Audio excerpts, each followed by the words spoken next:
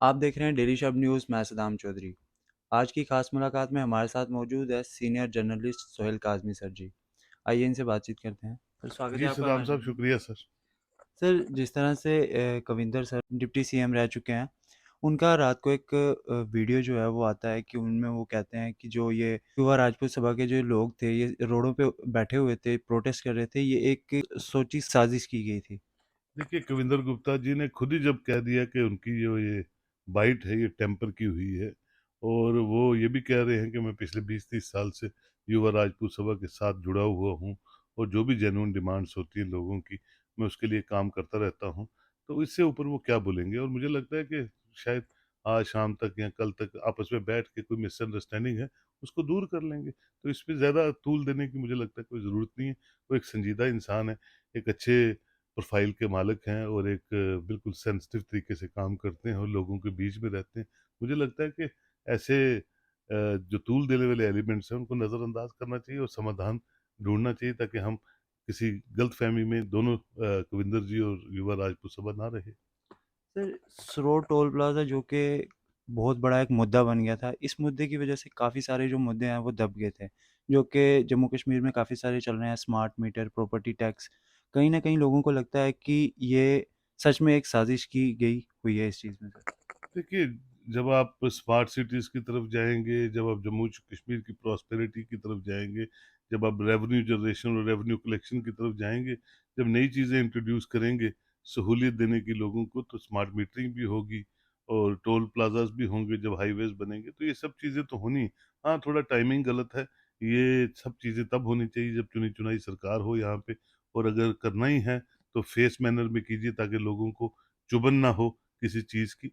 एकदम एक सिस्टम को आप बिल्कुल बदलना चाहते हैं, तो उसके लिए थोड़ा टाइम फ्रेम और राइट टाइम का इंतज़ार करना चाहिए। सर, पहले जो है गुज्जर बकरवाल जो है उनको पहाड़ियों को एसटी देकर आपस में लड़ाया गया। अब जो है कि एससी और एसटी को जो है उसको आपस में लड़ाया जा रहा है कि एससी को जो है सिलेक्ट कर लिया गया है, उनकी सीटें जो है वो रिज़र्व कर ली गई है। देखिए, मैं भी देख रहा हूँ, बड़ा अनफॉर्चुनेट है कि लोगों की के साथ विचार विमर्श करके जो चीज़ें नहीं होती हैं, वो चाहे डिलिमिटेशन कमीशन या यहाँ की इलेक्शन कमीशन करती है, कि एकदम आउटब्रस्ट नहीं होने चाहिए लोगों की सहूलियत के लिए डिलिमिटाइज की जाती है कॉन्स्टिट्यूंसीज, और फिर ये कॉरपोरेशन, जितनी भी कॉरपोरेशन हमारे सेगमेंट्स हैं, तो मैं समझता हूँ कि गवर्नमेंट को इमीडिएट एक कमेटी बना के फुल पूरी थे कि इन एलिगेशंस को के बारे में इन्वेस्टिगेट करना चाहिए, और लोगों को बिठा के जितने भी वार्ड्स हैं उनके नुमाइंदे चुन के, चुने चुनाए नुमाइंदे या जो भी वहाँ के नुमाइंदे हैं, उनको बिठा के उनको उनका सुजेशन भी इनकॉर्पोरेट करना चाहिए। सर, भाजपा का कहना था कि जम्मू कश्मीर से वो इस बार 50 से ऊपर सीटें लेके आएगी, बट वो लोग जो है वो कह रहे थे कि वो इस बार अगर लेके आएगी लखनपुर के पार से, और भी जो अपोजिशन वाले थे वो भी ऐसा ही कुछ कह रहे थे।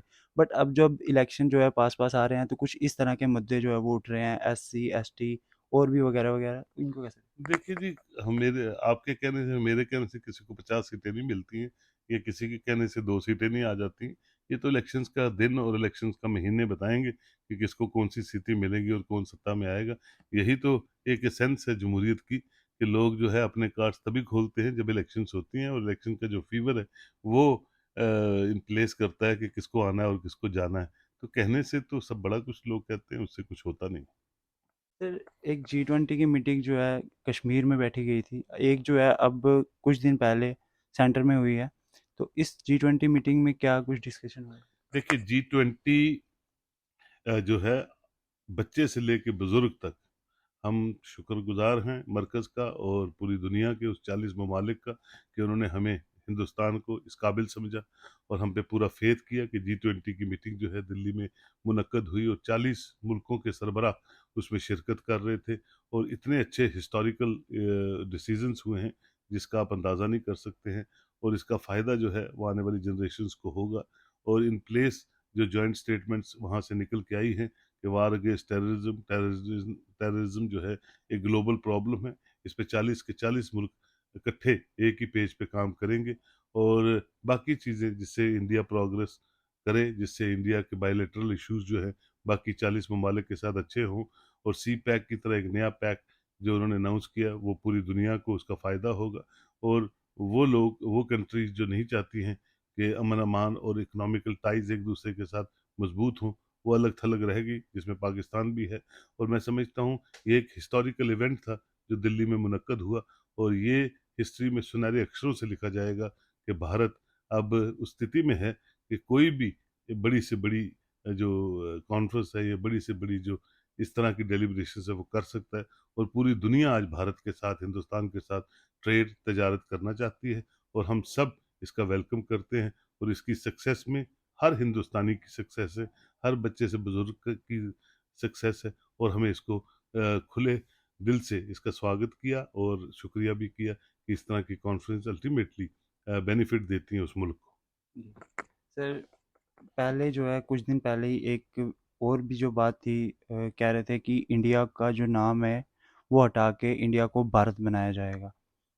देखिए क्या सियासत है मुझे पता नहीं, हम तो भारत माता की जय बचपन से सुनते आ रहे हैं, हर स्कूल में, हर जगह पे भारत माता की जय होती है। अब हमारे 2-3 नाम हैं, कोई हिंदुस्तान कहता है, कोई भारत कहता है, कश्मीर को कश्मीर कहते हैं, कुछ लोग श्रीनगर कहते हैं। हर इंसान के भी 2-2 नाम होते हैं, घर में मुन्ना और मुन्नी कहते हैं, तो नाम कुछ और होते हैं। तो ये चीज़ें चलती रहती हैं, ये सियासतदानों को ज़्यादा पता होगा, मैं इस पे चर्चा नहीं करूँगा, लेकिन ये है कि भारत शुरू से है, और भारत हमेशा रहेगा। हमें इस पे यकीन करना चाहिए। सर, इस टाइम में जो जम्मू कश्मीर के हालात चल रहे हैं उन्हीं के दौरान आम आम जनता के लिए क्या मैसेज है? देखिए, हम अच्छे डगर पे चलेंगे, मुझे होप है कि जल्दी-जल्दी यहाँ इलेक्शंस होंगी, तीनों इलेक्शंस, जो कॉर्पोरेशंस की हैं, पंचायत की हैं, और फिर फाइनली असेंबली की हैं। ज़्यादा से ज़्यादा लोग पार्टिसिपेट करें, ज़्यादा से ज़्यादा लोग अपने सजेशंस दें, और ज़्यादा से ज़्यादा अच्छी चुनी-चुनाई यहाँ सरकारें हैं, अच्छे चेहरे आएँ, ताकि वो लोगों की रहनुमाई कर सकें, और हम एक अच्छी डगर पे सियासत के एतबार से जम्मू कश्मीर को आगे देख सकें। यही मैसेज है। जी, बहुत-बहुत शुक्रिया sir. Thank you very much. तो ये थे हमारे साथ सीनियर जर्नलिस्ट सोहेल काज़मी जी। आपका इस सब पे क्या कहना है कमेंट सेक्शन में ज़रूर बताएँ, और भी इसी तरह की मज़ीद अपडेट के लिए जुड़े रहें हमारे साथ, देखते रहें डेली शब न्यूज़।